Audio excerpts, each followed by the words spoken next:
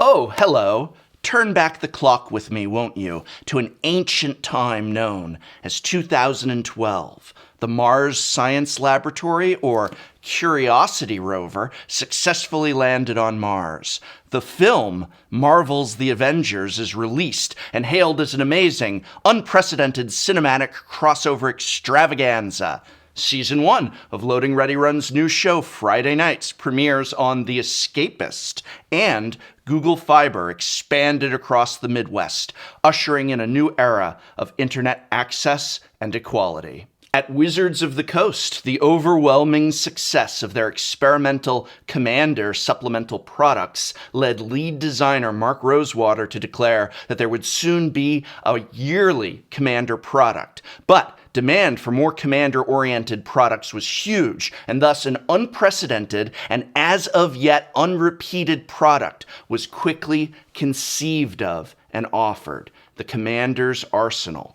Was this treasure trove of Commander reprints secretly the best product of its kind ever, or a distribution disaster that led to outrageous price gouging and bad feels? Well, as Mark Gottlieb once wrote of Commander's Arsenal, today I'm here to tell you a story of death and rebirth, a story of failure and redemption, the story of us all.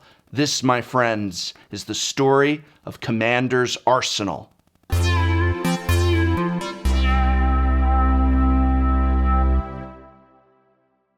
So just what was Commander's Arsenal? Described by Mark Rosewater as a treasure trove of Commander goodies, the Arsenal was not a complete playable out-of-the-box deck, but rather a toolkit of 18 Commander cards linked by no theme or commonality other than great in Commander and needed in Commander. These cards were not only selected as reprints based purely on the criteria of Commander gas, but the Arsenal was souped up with everything Commander players at the time would love. Oversized premium cards of the key legendary creatures being played at the time, large, easily viewed plus and negative plastic counters for everything from +1/+1 or -1/-1 indicators to even command zone penalties, and a brand new, never before offered Life Keeper that allowed players to track their life between 0 and 99 easily, effectively, and with a super high quality. And exclusive, one-of-a-kind Ultra Pro card sleeves, this product was, in my opinion, phenomenal. I mean, except for the card sleeves, which were horrid, absolutely horrid, but everything else, fantastic. Chef's kiss. Simply fantastic. These 18 cards had been selected for various reasons. Amazing but previously expensive commanders, amazing but previously scarce commander tools and spells, some of them, like Loyal Retainers, not only an excellent commander tool, but also a never before in black border, never before in foil. It's like Wizards of the Coast sat back and just said, holy crap, you guys, Commander is legit. What's a bunch of cards Commander players would love that we can bling out in premium foiling and stick together with other amazing things to stock their stuffings with? And then, they also added those sleeves, and I guess Dragon Lair Spider.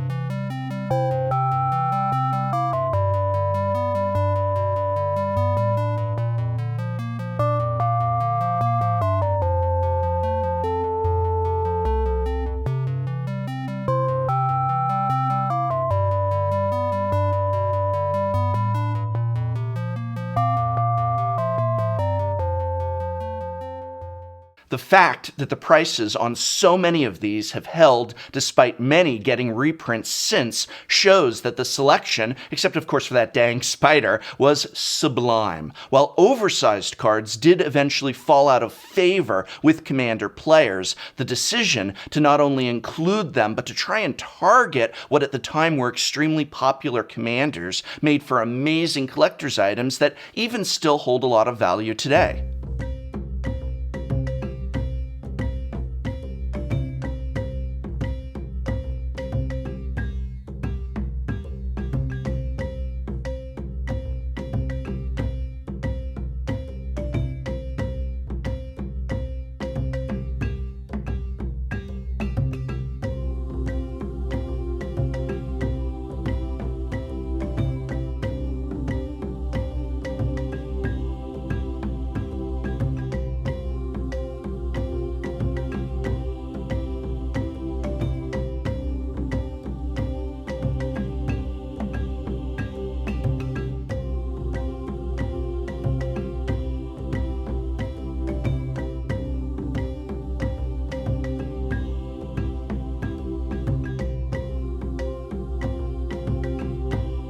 But there was one fatal flaw to this otherwise incredible product, and that flaw?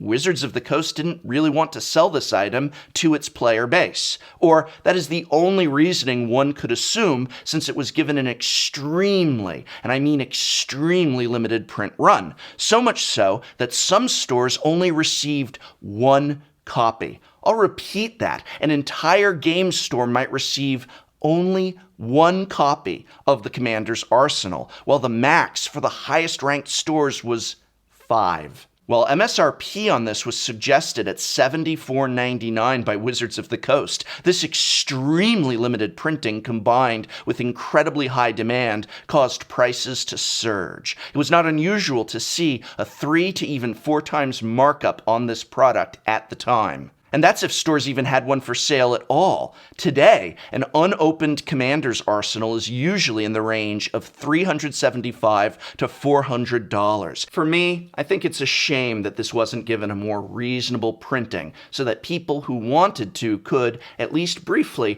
go into their local game store and buy an Arsenal to add to their Commander collection. I also wish this idea had been revisited again, with higher print numbers, of course, as the product itself in isolation was and is fantastic. Fantastic even to this day. Maybe abandoning themes such as, oh, this is going to be a From the Vault lands, or all dragon-type iconic creatures, I don't know, or planeswalkers, and just focusing on the format itself as a theme. Collecting items best for that format was the key to Arsenal's success. Either way, the Commander's Arsenal remains an odd relic of a then emerging new format. So if the product, purely on its own merits, is not just an A, but in my evaluation an A+, but its distribution and store allocation a tremendous, stupendous fail, does that make Commander's Arsenal a sad, satisfactory C? No. I reject that linear thinking. The product was and is gold. They just screwed it up in terms of not printing enough to meet the huge demand. I honestly believe if these had seen at least the From the Vault print numbers, or heck, a full print run printed into oblivion, whatever, so people could pick it up, that this would have still been a highly popular, highly well-regarded item. And you know what? I think today, many of these cards, even if there had been a larger print number, significantly larger print number, would still have incredible value. And if nothing else, at least then these key cards would be lower priced and more affordable for accessibility to the masses. So no, I'm going to say this product was and is spectacular, just delivered poorly, horribly. But I both regret and lament that Arsenals for Commander, Arsenals for Modern, can you imagine a modern Arsenal, for Legacy even, and Pauper, were not revisited, where the best and most in-demand and defining cards were selected, souped up, and blinged out and thrown to players with a bunch of toys and goodies as a treasure trove of format-specific delight. But now I want to hear from you. What did you think of Commander's Arsenal? If this had had a higher printing, do you think it would have lessened the appreciation that some players have for it? Would you like to see Arsenals revisited, maybe continued in other formats? What is your idea of the perfect supplemental product that is not a pre-constructed deck? Let me know in the comments below. And this video is brought to you by my and many other people's local game store, Card Kingdom, a brick-and-mortar pillar of this community, as well as the Patreon support of viewers such as you. These are the people that keep Tolarian Community College going and growing strong. So thank you.